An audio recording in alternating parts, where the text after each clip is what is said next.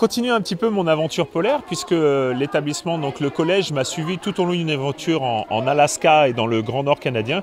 Ils m'ont suivi donc sur la Yukon Quest, c'est la course la plus difficile au monde. C'est une course de 1000 miles, ça fait un peu plus de 1600 km en compagnie donc, de mes chiens nordiques, en compagnie de 14 chiens.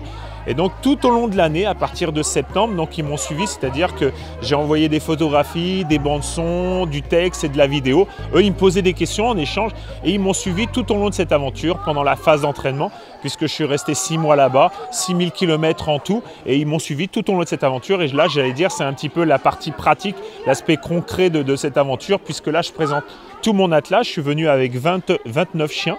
Donc 29 chiens, 29 chiens nordiques et plus mon matériel d'expédition. C'était un petit peu comme si je les avais emmenés avec moi, virtuellement bien sûr, mais dans mon traîneau. Donc ils m'ont accompagné tout au long de cette aventure et c'est là qu'on va développer ensuite ici tous les thèmes au niveau d'où viennent ces chiens du Grand Nord, comment ils font pour résister à des moins 40, moins 60 degrés, comment ils font aussi pour courir 150, 200 voire 250 km par jour.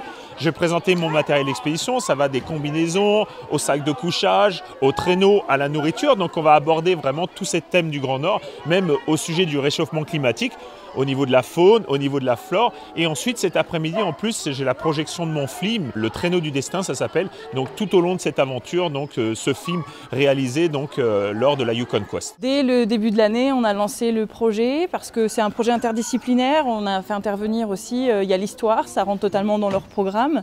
Les territoires inconnus, vivre dans des territoires inconnus. En anglais, ils ont fait aussi toute une séquence, un travail autour des Inuits. Nous, au début, on a vu un reportage documentaire et puis après, on l'a suivi tout au long de son expédition quand il était en Alaska, sa préparation pour la Yukon Quest et pendant la Yukon Quest. On pouvait lui envoyer des questions toutes les semaines et il nous y répondait. Il avait fait ça sous forme de chapitres et par semaine. Alors on a banalisé la journée pour que ce soit une journée Grand Nord et on a créé aussi 3 autres ateliers. Alors on en a un qu'on appelait les Arctic Inuit Games, c'est-à-dire ce sont les Inuits créent des espèces de Jeux Olympiques tous les 2 ans.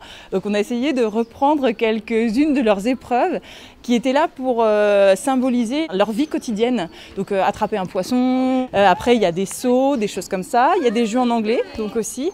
Et puis j'ai fait un jeu de quiz, de rébus, de charade à partir du site justement de Sébastien. Vraiment ce qui est sympa c'est qu'il y a les chiens, puis on fait plusieurs activités avec il y a du sport, des jeux de société sur le Grand Nord, un peu de trucs comme ça, ouais, c'est vraiment pas mal.